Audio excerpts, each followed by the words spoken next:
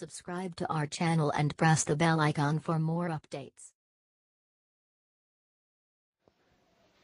Hello friends, I am Rana Sadhukhan and going to dictate an English matter at 100 words per minute for you. 10 seconds to go.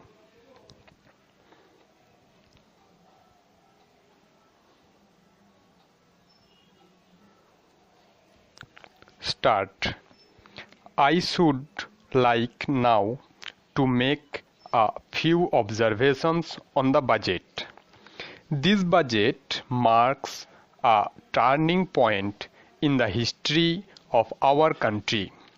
It is no use attempting, as some of my friends have done, either to deprecate the budget very strongly or to suggest that we are not witnessing a new revolution in our methods of fiscal training and technique.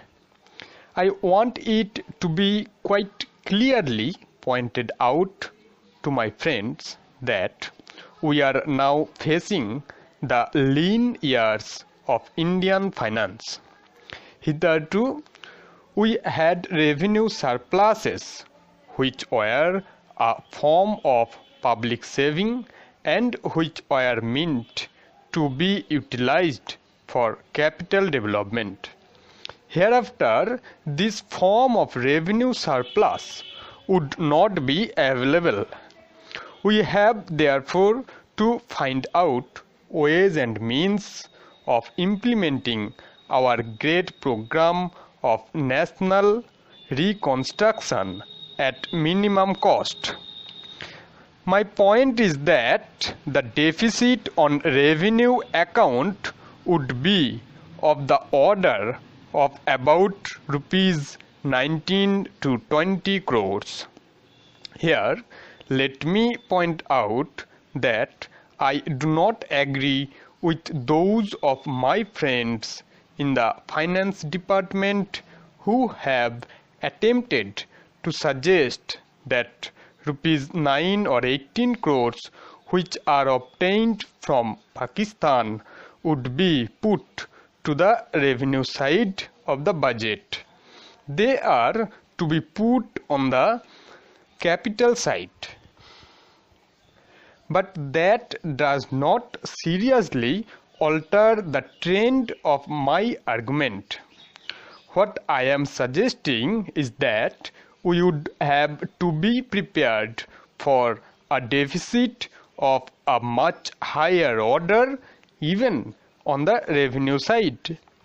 That itself should make us realize that there are very many problems which we have to face and that we have to undertake ways and means of increasing the resources of our country so that it might be possible for us to have a greater amount of surplus or a greater amount of public saving for the purpose of financing capital development. The finance minister, in the course of his speech, Deputy Minister, pointed out that the deficits during the past 2 years were of the order of rupees 83 crores.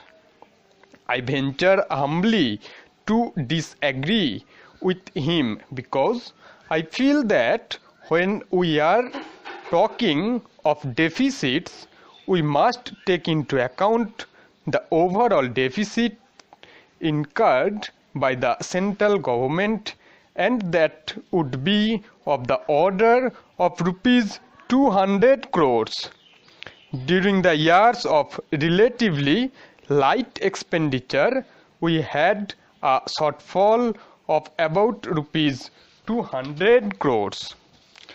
Undoubtedly, now when we are going to have a very great amount of expenditure, we might have a greater amount of deficit, and we would have to find out ways and means of trying to meet our capital expenditure. Some members have pointed out that deficit financing is good. Others have pointed out that it is poison. One honorable member who prepared my pointed out that it could be taken like a tonic. Now, I am not willing to enter into the merits of deficit financing or demerits of deficit financing in an academic spirit. The time has now come when we should face realities. I do suggest that we have to indulge in deficit financing, because without indulging in deficit financing, it would not be possible for us to indulge in capital expenditure on such a large scale. But when we are talking of the scope of deficit financing, I would like to place before the House and the Finance Minister the two great limitations which face us. The first limitation that faces us is that concerning the internal price level. The Honorable Finance Minister referred to the cost of living. He said that he was going to keep a watch over the cost of living so that it may not shoot up within a short period and make a mess of the plans of capital development. But there is another limitation which has also to be borne in mind, a limitation which has not received as much notice as it should have done in all the discussions that have taken place on deficit financing. That limitation is the external limitation, or the limitation which arises on account of our balance of payments position.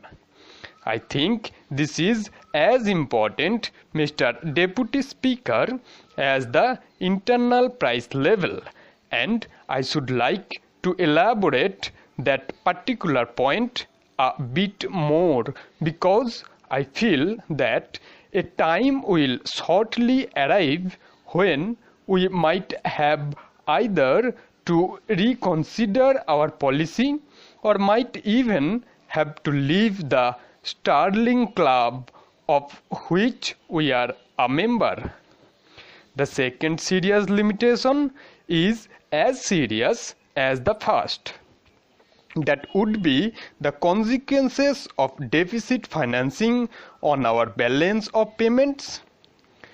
The Finance Minister in his budget speech points out that so far as the balance of payments position is concerned, they have now, whether it is by accident or design, a favorable balance, and they have contributed about rupees 63 crores to the dollar pool during the past 6 months. But the moment we indulge in deficit financing, we have to be prepared for worsening of our balance of payments. Stop.